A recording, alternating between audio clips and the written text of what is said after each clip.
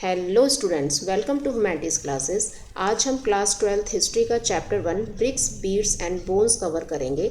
The Harappan civilisation. Harappan civilisation इसे क्यों बोलते हैं? क्योंकि इस सिविलाइजेशन की जो सबसे पहली साइट थी ना, वो हड़प्पा में मिली थी, जो कि पाकिस्तान में है।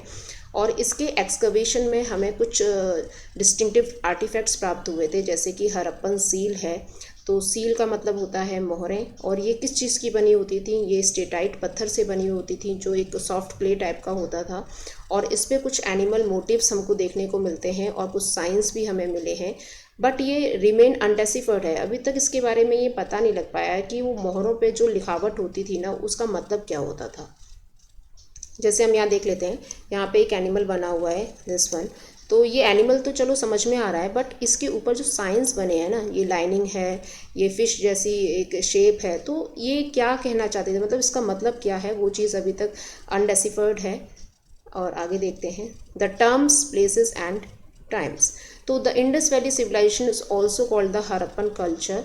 तो इंडस वैली क्यों बोलते हैं, पहले ये जान लेते हैं। इंडस वैली इसलिए बोलते हैं क्योंकि इंडस वैली के चारों तरफ फैली हुई सिविलाइजेशन थी। इंडस सिंधु रिवर को बोलते हैं, और इसकी जो ट्रिब्यूटरीज थी, जैसे सतलुज है, रावी है, व्यास है, झेलम है, चिनाब है, तो इन रिवर्स के चारों तरफ ये सिविलाइजेशन फैली हुई थी, इसीलिए हम इसको इंडस वैली बोलते हैं। और वहाँ पे हमें जो हड़प्पन कल्चर, इसका सबसे पहले एक्सकवेशन हड़प्पा में हुआ था, तो वहाँ पे जो उसकी चीज़ें प्राप्त हुई हैं हमको as a culture we can say. तो कल्चर का मतलब भी क्या होता है? ऐसे आर्टिफैक्ट्स जो वहाँ से प्राप्त हुए हैं, जैसे कि सील्स है ना, बीड्स हैं, वेट हैं, स्टोन ब्लेड्स हैं, एंड इवन बेक्ड ब्रिक्स हैं। तो सील्स मीन्स मोहरें, बीड्स हैं मनके वगैरह, और वेट्स वो क्या भार तोल के लिए यूज़ करते थे, स्टोन ब्लेड्स हैं, एंड इवन बेक्ड ब्रिक्स का मतलब ये है कि वो पर्टिकुलर साइज़ की जो ब्रिक्स यूज़ करते थे। तो वो सब जो चीज़ें प्राप्त हुई हैं, वो कौन सी साइड से प्राप्त हुई हैं? अफ़गानिस्तान से, जम्मू कश्मीर से, बलूचिस्तान से, पाकिस्तान से। तो ये बलूचिस्तान जो है ये पाकिस्तान में ही है, ठीक है। तो आगे देखते हैं। इस सिविलाइजेशन को हमने 3 हिस्सों में बांटा है वैसे, लेकिन जो इस चैप्टर में हम पढ़ेंगे ना, वो 2600 से 1900 BC का टाइम है, जिसको मैच्योर सिविलाइजेशन बोलते हैं। और इससे पहले का जो समय था उसको हम अर्ली हड़प्पा बोलेंगे, जो 2600 BC से पहले का टाइमिंग है। और 1900 BC के बाद का जो टाइमिंग है ना, उसको हम लेट हड़प्पा बोलेंगे, ठीक है। ये कुछ आर्टिफैक्ट्स हैं जो वहाँ से प्राप्त हुए हैं। ये बीड्स हैं, ठीक है, ये स्टोन ब्लेड्स हैं। तो और ये वहाँ से जो वेट्स मिले हैं हमको, उसकी पिक्चर्स हैं, दिस वन, ठीक है। आगे बढ़ते हैं।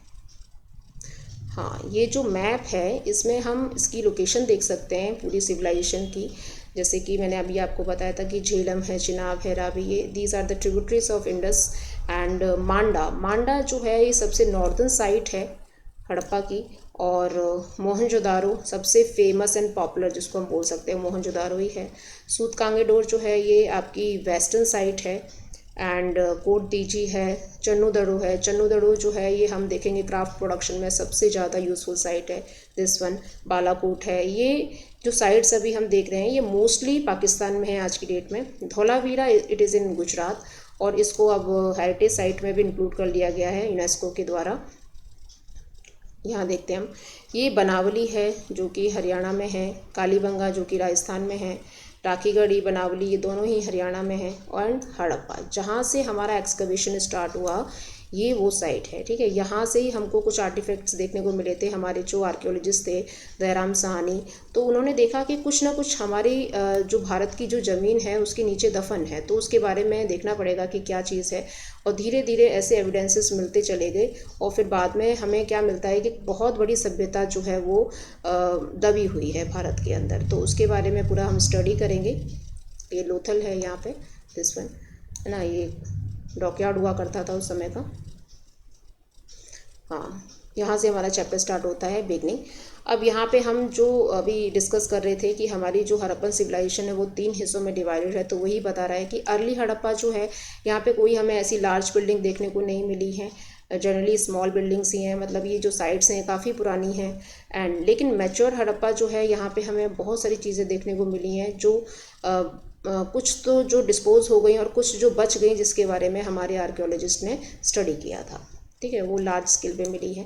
लेकिन हम एक चीज़ और देख सकते हैं कि लार्ज स्केल पे इसका बर्निंग एट सम साइट्स का मतलब है कि ये जो साइट्स थी ये काफ़ी लार्ज लेवल पे जली हुई मिली हैं, ख़त्म मिली हैं। तो ऐसा क्यों हुआ उसके बारे में भी हम आगे पढ़ेंगे।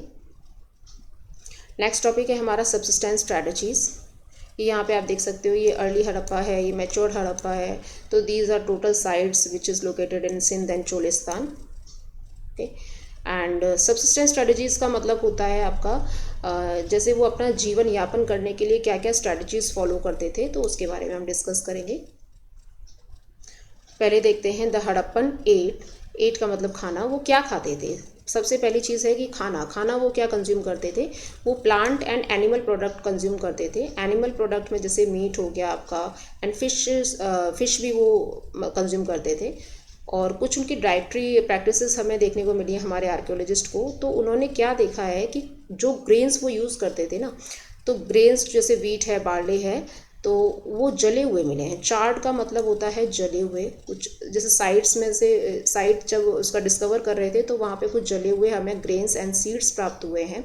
तो हमारे आर्कियो बोटेनिस्ट ने ये बोला है कि क्या प्रोडक्ट वो यूज़ करते थे अपने खाने के लिए। तो उसमें हम देख लेते हैं कि क्या क्या है इनका। जैसे ग्रेन्स में हम देखें तो वीट है, बार्ले है, लेंटिल्स मतलब दालें, चिकपी चना जिसको बोलते हैं, एंड सैसमे सीड्स के अंडर में आएगा, तिल बोलते हैं जिसको। तो ये कुछ ऐसी चीज़ें मिली हैं जली हुई जिससे ये पता लगता है कि इनको वो लोग खाते थे। ठीक है। एंड मिलेट्स जो मोटा अनाज होता है ये गुजरात से प्राप्त हुआ है। और कुछ जो एविडेंसेस हमें राइस के भी देखने को मिले हैं, बट बहुत रेयर मिले हैं। उसके बाद हम देख लेते हैं कि क्या क्या एनिमल्स बोन्स मिली हैं। तो अब वो लोग रहते थे तो अपने साथ एनिमल्स भी रखते थे। तो कौन से एनिमल्स हमें देखने को मिलते हैं उनकी साइड से? तो जैसे कैटल्स हैं जो आपके पशु मवेशी नॉर्मल होते हैं, गाय भैंस, एंड शीप है, गोट है, बफेलो है, पिग है। तो ये एनिमल्स हमें देखने को मिलते हैं। उसके बाद ये जो चीज़ें हमें बताई हैं हमारे आर्कियोलॉजिस्ट ने बताई हैं, जिन्होंने इसके बारे में वाइल्ड लाइफ के बारे में और उसकी स्पीसीज़ के बारे में जो स्टडी करते हैं। तो उन्होंने बताया कि कौन से एनिमल्स वो अपने डोमेस्टिकेटेड के लिए यूज़ करते थे। तो जैसे आपका ये गोट है, बफेलो है, पिग है ना, ये इनके डोमेस्टिक एनिमल्स हुआ करते थे। आगे वाइल्ड स्पीसीज भी हमें कुछ देखने को मिलती हैं, जैसे बोर है। बोर क्या होता है? ये एक तरीके का वाइल्ड पिग होता है। एंड डियर है, घड़ियाल जिसको हम क्रोकोडाइल बोलते हैं, ये भी हमें देखने को मिलता है। तो उस समय पे ये जो जानवर थे ना, ये सब एग्जिस्ट करते थे। तो ये भी हमें पता लगा। आगे देखते हैं हम। Bones of fish and fowl are also found. यानी हमें वहाँ पे फ़िश तो हमने देखा कि वो लोग खाते थे, तो फ़िश तो मिलती हैं। एंड फाउल मीन चिड़िया, उसकी भी बोन्स हमें देखने को मिलती हैं। तो ये जो सारे हमने पढ़े, ये उनके प्लांट्स एंड एनिमल्स जो हमें उस समय पे देखने को मिले। एग्रीकल्चर वो लोग करते थे, ये भी हमें पता लगता है। क्यों? क्योंकि वो उनका वीट है, बार्ले है, ये सब हमें कैसे देखने को मिल रहा है? एग्रीकल्चर के द्वारा। ठीक है, ये मैप है, देख लेना इसमें। यहाँ पे ये पूरा का पूरा वही इंडस वैली रीजन है जहाँ से इसके ये अर्ली साइट्स जो हैं वो हैं, ये सारी की सारी कोर्तीची वगैरह सीसफॉल लाइक दिस। आगे बढ़ते हैं। आगे आता है हमारा एग्रीकल्चर टेक्नोलॉजीज़। तो यहाँ पे हम देखते हैं कि टेराकोटा स्कल्पचर्स हमें देखने को मिलते हैं। अच्छा, एग्रीकल्चर वो करते थे तो क्या क्या टेक्नोलॉजीज़ वो यूज़ करते थे उसके बारे में देखते हैं। यहाँ पे टेराकोटा एक तरीके का आपका फाइन क्ले का मतलब फाइन क्ले ही होती है। तो उसके कुछ स्कल्पचर्स हमें देखने को मिलते हैं, जैसे बुल। ये पिक्चर आप देख सकते हो यहाँ पे, ये बुल बना हुआ है। तो ये टेराकोटा का स्कल्पचर है, जिससे हमें पता लगता है कि वो बुल को जानते थे। तो हमने देखा कि डोमेस्टिक एनिमल्स में वो बफेलो है, पिग है, इन सबको वो रखते थे अपने साथ। तो बुल भी वो यूज़ करते थे अपने एग्रीकल्चर के लिए, मोस्टली एग्रीकल्चर के लिए यूज़ करते थे। तो यहाँ पे हमें देखने को मिलता है कि oxen were used for the ploughing मतलब जुते हुए चीज़ें, जो जुते हुए खेत होते हैं ना, तो अपने एग्रीकल्चर की जुताई के लिए वो लोग बुल को या ऑक्सन को यूज़ करते थे। एंड इसके जो मॉडल्स हमें देखने को मिलते हैं वो चोलिस्तान और बनावली से मिलते हैं। यानी जो टेराकोटा ये स्कल्पचर मिला है ना, ये हमें बनावली और चोलिस्तान से देखने को मिला है। उसके बाद आगे देख लेते हैं।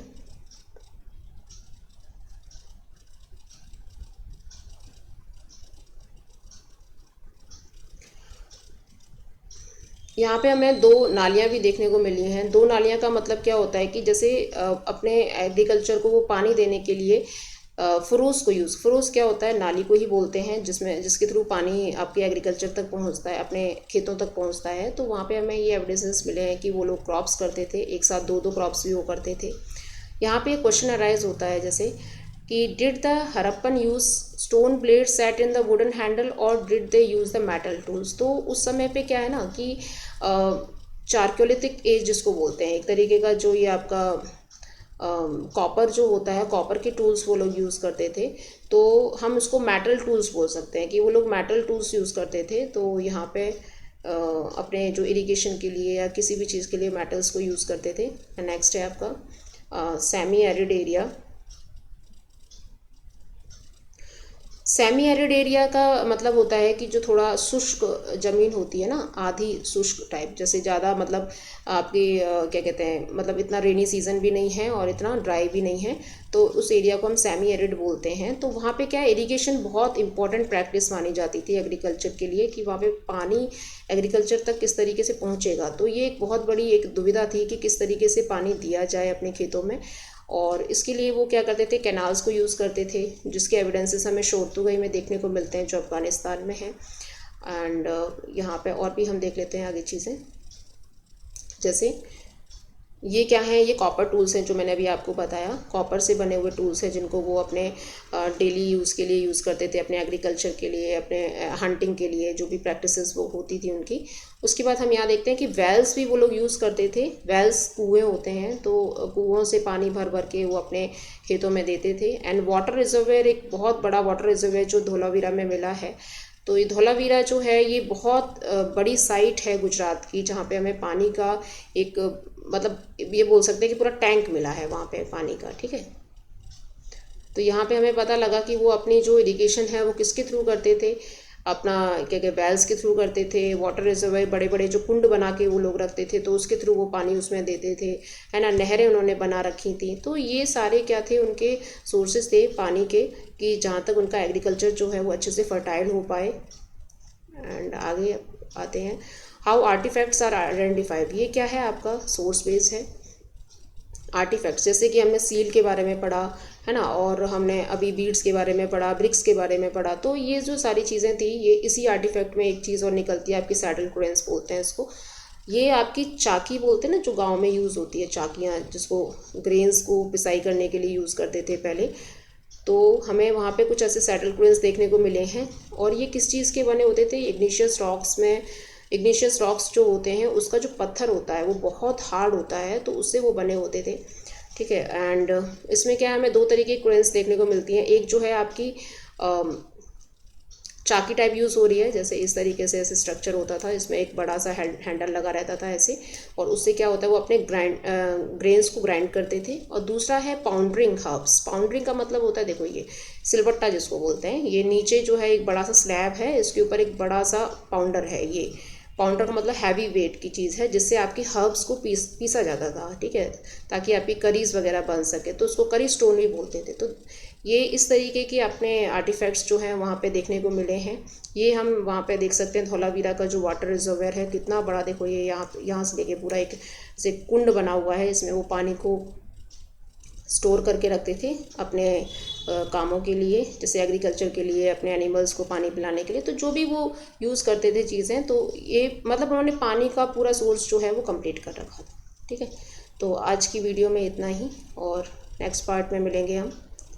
धन्यवाद।